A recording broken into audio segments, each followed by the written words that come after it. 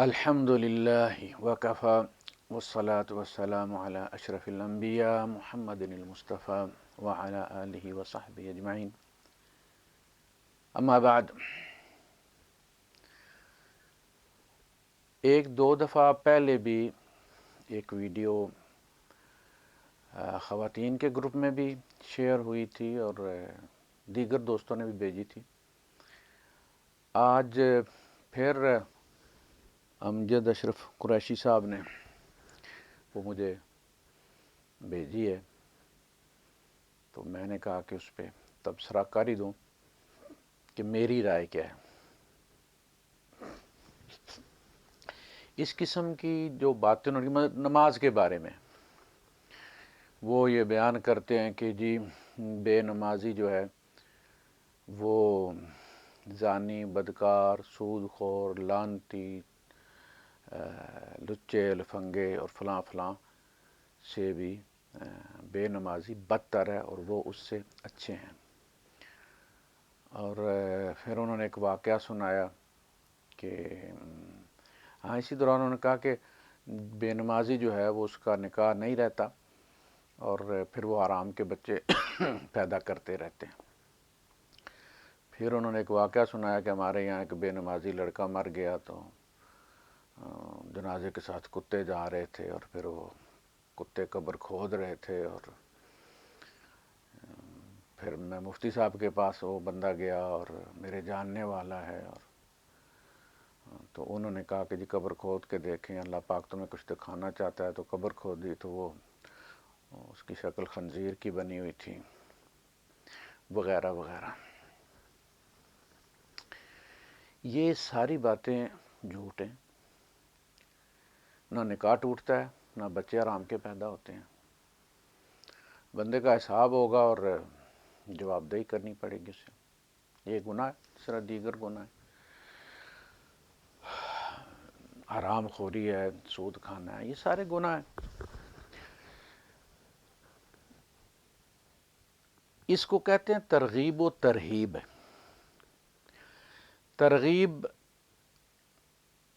ترہیب کا مطلب ہے ڈرانا، یعنی دہشت پیدا کرنا، اور ترغیب کا مطلب ہے کہ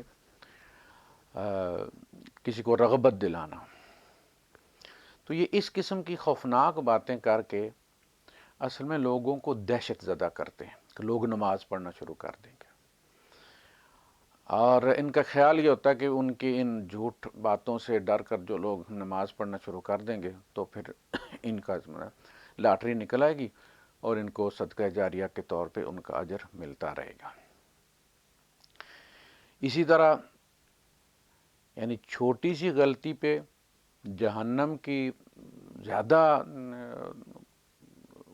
کسی کو ڈراوا دینا تاکہ ڈر کر وہ یہ کرے، اور کسی نیکی کا بہت زیادہ اجر بتانا، چھوٹی سی نیکی کا بہت زیادہ اجر بتانا تاکہ اس کی لالچ میں وہ بندہ نیکی کرنا شروع کر دے، جنت کی لالچ میں۔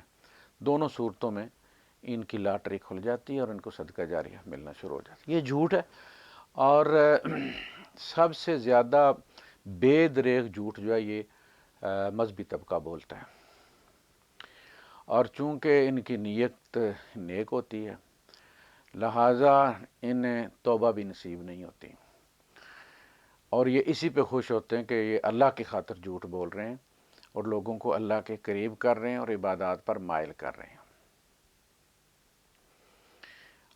ہمارے یہاں بزرگ کہتے ہیں کہ جی ترغیب و ترہیب کی جو روایات ہوتی ہیں ان پہ ہم ہاتھ ہلکا رکھتے ہیں، یعنی ان کی اتنی تفتیش نہیں کرتے، بس ان کو جانے دیتے ہیں، حالانکہ ان کی زیادہ تحقیق و تفتیش ہونی چاہیے تھی۔ یہ جھوٹ کی کون سی قسم ہے کہ آپ جب یہ بتاتے ہیں کہ فلاں چیز پہ اتنا ثواب ہے تو آپ کو کس نے بتایا ہے؟ براہ راست آپ کو اللہ پاک نے بتایا ہے تو یہ دعوی نبوت ہے۔ نبی نے کو بتایا ہے تو اس کا جو ہے وہ کچھ ثبوت ہونا چاہیے، اور صحابہ کی زندگی میں بھی وہ اس کا کوئی اثر پایا جانا چاہیے تبھی وہ سنت قرار پاتا ہے۔ یہ اس قسم کی جتنی بھی باتیں کی جاتی ہیں نا، یہ وقتی ڈراوے کا کام تو کرتی ہیں، لیکن پھر جب آپ بندے کی سانس بند کر دیتے ہیں تو پھر وہ باغی ہو جاتا ہے۔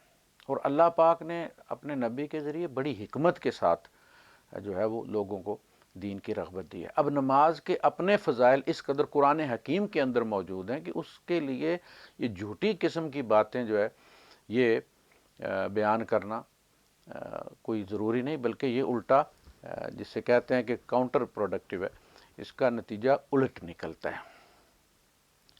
ہمارے یہاں جمعے کے بعد یہاں لوگ بیٹھتے ہیں، تقریباً اگر پہلے 1 گھنٹہ ہمارا خطبہ ہوا کرتا تھا تو 1 گھنٹہ، سوا گھنٹہ، پونا گھنٹہ ایسے لوگ یہاں بیٹھتے تھے حجرے میں، یہاں جہاں میں خطاب کر رہا ہوں اس وقت۔ تو میں ان سے یہی کہتا تھا کہ جو سوال آپ کے دل میں یہاں پیدا ہوا ہے، یا شک پیدا ہوا ہے، یا کوئی کسی قسم کا خلجان ہے یا کوئی اشکال ہے، تو وہ آپ یہاں جمعے کے بعد میرے پاس بیٹھ کے سوال جواب کر کے کلیئر کر کے یہاں سے نکلا کریں۔ باہر جا کے کہیں بات کرنا، مولوی صاحب نے ایسے کہا ہے، یہ ٹھیک نہیں ہے، یا کہاں سے دلیل رہی ہے، تو پھر یہاں پہ دوست بیٹھتے ہیں اور بات چیت ہوتی ہے۔ ایک صاحب بیٹھے میرے دوست ہیں، اور وہ تقریباً 30-35 سال بالکل مسجد کے پڑوس میں ہمارے یہاں رہے، آپ پاکستان شفٹ ہو گئے ہوئے ہیں، وہ آئے ہوئے تھے۔ تو انہوں نے کہا کہ جی جو بندہ نماز پڑھتے ہوئے اتحیات میں انگلیاں ران پہ ہاتھ رکھنے کی بجائے انگلیاں لٹکا لیتا ہے گھٹنوں پر، یعنی جب اتحیات بیٹھتے ہیں تو انگلیاں سیدھی ہونی چاہیے اور رانوں کے اوپر ہونی چاہیے، یہ وہ کہہ رہے تھے۔ حالانکہ ثابت ہے کہ نبی کریم صلی اللہ علیہ وسلم کی انگلیاں جو ہے وہ تھوڑی سی جھک جاتی تھیں گھٹنوں کی طرف اتحیات میں بیٹھے ہوئے۔ تو انہوں نے کہا کہ جی جو بندہ اپنی انگلیاں جھکا لیتا ہے گھٹنوں کی طرف اور سیدھی نہیں رکھتا رانوں پر اتحیات میں، اس سے ہونٹوں کے بل 72 سال جہنم میں لٹکائے رکھا جائے گا۔ ہونٹوں کے بل جہنم میں 72 سال جو ہے وہ اسے لٹکایا جائے گا۔ جتنے ساتھی بیٹھے ہوئے تھے، کچھ کے چہروں پہ ناگواری کے آثار اس وقت نظر آ گئے، وہ سمجھ گئے کہ یہ ایسے ہی گپ ہے۔ تو اس پہ میں نے ان سے کہا کہ حاجی صاحب اگر نماز پڑھ کے جہنم میں جانا ہے اور 72 سال کے لیے لٹکنا ہے تو یار پھر وہ نہ پڑھے، خواہ پھر پڑھنے کی کیا ضرورت ہے اسے؟ یہ تو کوئی بات نہ ہوئی کہ جو انگلیاں نیچے ہو گئی ہیں اور اب اس کو ہونٹوں کے بعد لٹکائے گا اللہ پاک، اور وہ بھی 72 سال کے لیے جہنم میں، کہ تیری انگلیاں جو ہے وہ رانوں سے نیچے کیوں چلی گئی تھی گھٹنوں کی طرف۔ تو اس قسم کی جو باتیں کرتے ہیں نا دوست، یعنی چھوٹی سی نیکی پہ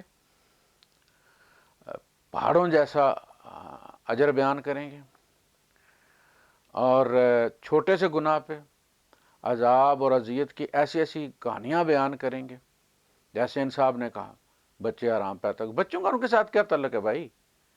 اس نکاح تو سوشل کنٹریکٹ ہے، وہ اس بندے کے نماز نہ پڑھنے سے کیوں ٹوٹ جاتا ہے؟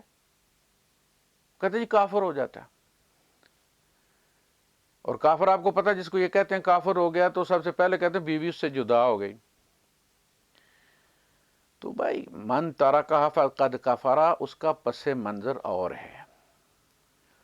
وہ اس وقت کے منافقین کے لیے ایک امتحان تھا کہ اگر وہ نماز پڑھتے ہیں تو ہم ان سے اعراض نہیں کریں گے، اگرچہ ہم جانتے ہیں ان کے کرتوتوں کو کہ یہ آگے پیچھے جا کے کیا کرتے ہیں، لیکن جب تک یہ نماز پڑھتے رہیں گے تب تک ہم انہیں کچھ نہیں کہیں گے۔ اگر انہوں نے نماز بھی چھوڑ دی تو پھر ہم ان کے خلاف ایکشن لیں گے۔ تو ان کے خلاف لوط علیہ السلام کی بیوی ان پر ایمان نہیں لائی تھی، آخر تک انہوں نے طلاق نہیں دی اس کو۔ زوجہ ہی زوجہ کہا گیا ہے قرآن میں آخر تک، جب تک وہ ہلاک ہوتی، تیری بیوی تیری بیوی۔ اسی طرح نوح علیہ السلام نے اپنی بیوی کو طلاق نہیں دی، وہ مومن تھے، بیوی کافر تھی۔ تو یہ جو معاملہ ہے نا، یہ بیوی نے اپنی نماز کا خود حساب دینا ہے، شوہر نے اپنی نماز کا خود حساب دینا ہے، نکاح کا اس کے ساتھ کیا تعلق ہے؟ وہ تو سوشل کنٹریکٹ ہے۔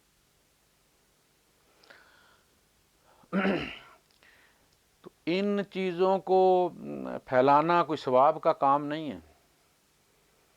یہ ساری کہانیاں، وہ جو نے واقعہ بیان کیا، وہ بھی کوئی بھی ملحد اٹھ کے کہہ سکتا ہے کہ ہمارے گاؤں میں جناب علی سے بھی زیادہ بدکار تھا، اور وہ یہ تھا، اور وہ تھا، اور فلان تھا، اور اس نے قرآن بھی جلایا تھا، اور یہ کیا تھا، اور اس کو وہ تو سور نہیں بنا، اور وہ 27 رمضان کو فوت ہوا تھا، اور بڑا جنازہ ہوا تھا، اور اس کا فلاں ہوا تھا، فلاں ہوا تھا۔ یہ کوئی دلیل ہے کہ وہ قبر میں جا کے خنزیر بن گیا تھا، نماز نہیں پڑھتا تھا؟ یہ اس قسم کی روایتیں جو ہیں ان کو آپ، یہ ایسی چیز ہے کہ اس کے لیے کسی مولوی کے پاس جانے کی بھی ضرورت نہیں ہے، یار آپ کا کامن سینس نہیں ہے کہتا؟ آپ خود ان چیزوں پہ سٹینڈ لیا کریں۔ تو یہ جو ہمارے بزرگوں نے بھی پیچھے اس قسم کی ترغیب و ترہیب کی، اور اس قسم کے واقعات بھی بہت سارے ہمارے بزرگوں کے 800 سال پرانی، 900 سال پرانی کتابوں میں اسی قسم کے اور بھی بہت سارے واقعات لکھے ہوئے ہوں گے۔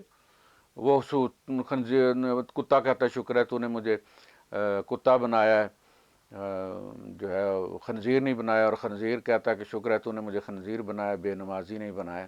لیکن یہ ساری باتیں کوئی کرنے والی ہیں؟ نماز کی اپنی اہمیت ہے، نماز اللہ پاک سے ملاقات ہے انسان کی، جسے اللہ سے محبت ہوگی اس کا دل مسجد میں اٹکا رہے گا، وہ بار بار گھڑی دیکھے گا، وہ اللہ کے پاس جانا چاہے گا، اللہ سے باتیں کرے گا، اپنے مسائل بیان کرے گا۔ تو نماز کو نماز بنائیں، بندے کو یہ حق دیں کہ وہ اللہ سے اپنی بات کرے۔ وہ اس عربی کی دعا جو ہے وہ پڑھ کے ربنا آتنا فی الدنیا حسنۃ وفی الآخرۃ حسنۃ وقنا عذاب النار چلا جاتا، اس کی تسلی نہیں ہوتی، اس کے اور مسائل ہیں بھائی، اس کے بچے بلک رہے ہیں، وہ مسائل سے دو چار ہے، وہ مسئلے وہ کہاں ڈسکس کرے گا؟ اللہ سے نہیں کرنے دیتے آپ، تو وہ اس طرف توجہ دیں مولوی حضرات کہ اس بندے کو اس کی مادری زبان میں عبدہ و رسولوں کے بعد درود شریف پڑھنے کے بعد وہ اپنی زبان میں جو اس کے مسائل ہیں جینین وہ اس حالت میں اللہ سے بیان کرے، سجدے میں اللہ پاک سے بیان کرے، روئے اور التجا کرے، تاکہ اس کو احساس ہو کہ اس کا کسی کے ساتھ انٹریکشن ہوا ہے، ملاقات ہوئی ہے، مسجد سے نکلے تو اس کا دل مطمئن ہو، آنکھوں میں امید ہو کہ میں نے مال کے کن فیکون کو اپنی بات رکھ دی ہے۔ اب اگر وہ منظور کر لے گا، میرا کام تو مانگنا تھا، میں تو منگتا ہوں، اگر منظور کرے گا تو اسباب خود بنا لے گا، اسباب اس کی تخلیق ہیں، مخلوق ہیں، وہ جہاں کرنا چاہتا ہے کون کہتا ہے، اور سارے اسباب جو ہے وہ لائن میں لگ جاتے ہیں۔ تو اس ویڈیو کو آپ کو بھی شاید کہیں سے ملی ہوگی، وہ آپ آگے شیئر نہ کریں، اور وہ اس سارے جھوٹ ہیں ٹوٹلی جو بھی باتیں مولوی صاحب نے کی ہیں۔ وآخر دعوانا الحمدللہ رب العالمین۔